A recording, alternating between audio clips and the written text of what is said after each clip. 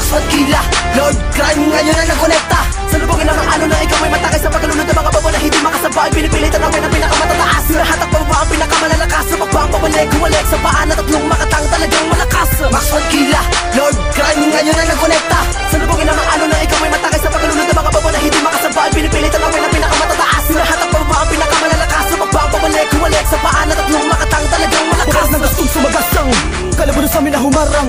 Sigbilis sa mapag umapang.